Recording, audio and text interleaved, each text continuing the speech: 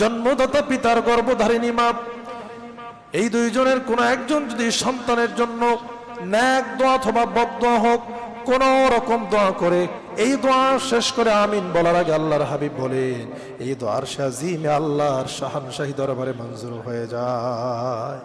মায়ের দোয়া বাবার দোয়ার এত দাম। হযরতে আবু হুরায়রা রাদিয়াল্লাহু তাআলা আনহু, তিনি আল্লাহর হাবিবের সাহাবায়ে কেরামদের মধ্যে সবচেয়ে বড় হাদিস বর্ণনাকারী, সবচেয়ে বেশি হাদিস বর্ণনাকারী জলিলুল কদর সাহাবী হযরতে আবু হুরায়রা রাদিয়াল্লাহু তাআলা আনহু। উনি যখন কালেমা পড়ে মুসলমান হয়েছেন অল্প বয়স, ওনার মা তখন শক্তপোক্ত, ওনার মা তখন মুসলমান হন নাই। হযরত আবু হুরায়রা রাদিয়াল্লাহু তাআলা আনহু একদিন আল্লাহর হাবিবের দরবার থেকে বেশি রাত করে বাসায় ফিরছেন। দরজা আটকানো, দরজা কড়া নাড়লেন। আবু হুরায়রার মা বের হয়ে হাত পাও বেঁধে তারপরে আবু হুরায়রাকে বেধড়ক মারপিট করলেন। তোরে বারবার নিষেধ করার পরেও তুই মুহাম্মদ সাল্লাল্লাহু আলাইহি ওয়াসাল্লামের দরবারে যাও, আর যদি কোনোদিন যাও তাহলে তোরে আর আমি আস্থা রাখবো না। বেধড়ক মারধর করলেন। মারতে মারতে হযরত আবু হুরায়রা দিশেহারা কোনোভাবে পায়ের বাঁধনটা খুলে দৌড়ে গিয়া মসজিদে নববীর এক কর্নারে উপস্থিত। গিয়ে দেখেন আল্লাহর হাবিব কোরআনে মাজিদ থেকে তেলাওয়াত করতেছেন। নবীজির কোরআন তেলাওয়াতে ডিস্টার্ব কেমনে করবেন? হযরত আবু হুরায়রা বাচ্চাদের মতো আওয়াজ করে করে কান্না করতেছে। নবীজি কোরআন তেলাওয়াত বন্ধ করে বললেন, মসজিদে নববীর কর্নারে ফুফিয়ে ফুফিয়ে কান্না করে কে এত রাতে? আবু হুরায়রা বলেন, হুজুর আমি আবু হুরায়রা আপনার জলিলুল কদর সাহাবী, আমি কান্না করি। আবু হুরায়রা রে ক্ষুধার যন্ত্রণায় কান্না করো? কয় না ইয়া রাসূলুল্লাহ, আমার মা আমাকে মেরেছে এই জন্য কান্না করি। আল্লাহর হাবিব বলেন, আবু হুরায়রা মা মারলে মায়ের মারার কোনো বিচার হয় না। তোমার 10 মাস 10 দিন পেটে ধরছে, জীবন মরণের সন্ধিক্ষণে দাঁড়িয়ে তোমাকে জন্মদান করেছে, আর সেই মা তোমাকে মারধর করছে, এটা বিচার আমি নবী করব? এটা হয়? কি বলেন সম্ভব?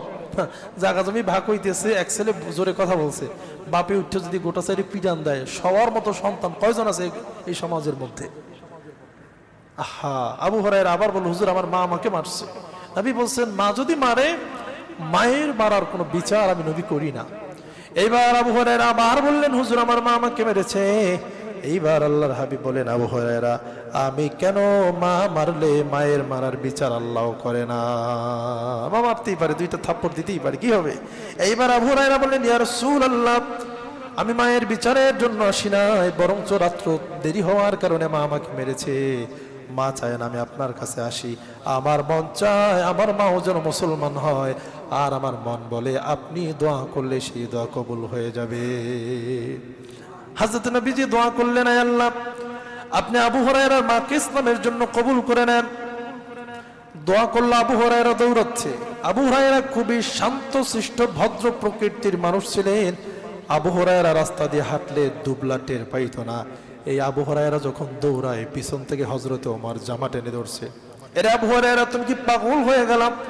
কোনদিন মদিনায় তোমাকে এইভাবে পাগল বেশে দৌড়াইতে দেখি নাই, আজকে কেন দৌড়াচ্ছ? তোমার কি কোনো কাফের ধাওয়া করেছে? বলে না, আমি পাগল হই নাই, কোনো কাফেরও আমার ধাওয়া করে নাই, আমার মায়ের জন্য আমার নবী দোয়া করেছে। আমি দেখতে চাই আল্লাহর হাবিবের দোয়া আগে কবুল হয়ে যায় না আমি দৌড়ে আগে বাড়ি যেতে পারি। দৌড়ে বাড়ি গেছে, গিয়া দেখে তার মা অলরেডি তিনি গোসল করেছেন মুসলমান হওয়ার নিয়তে। বুড়া মানুষ, সাদা চুল থেকে পানির ফোঁটা টপকে টপকে পড়তেছে, সাদা কালো মিলানো চুল, পানি পড়তেছে টপকে টপকে। আর দরজা খুলে বললেন, বাবা আবু হুরায়রা তুই আমার কলিজার টুকরা সন্তান, আমি না বুঝে তোরে প্রহার করেছি, বেধড়ক মারপিট করেছি। আসলে তুমি তো কোনো অন্যায় কাজ করো না, ভালো কাজই করেছো, আমারই ভুল হয়েছে। তুমি চলো আর আমাকে নবীর দরবারে নিয়ে কালেমা পড়ে মুসলমান বানায়া দাও।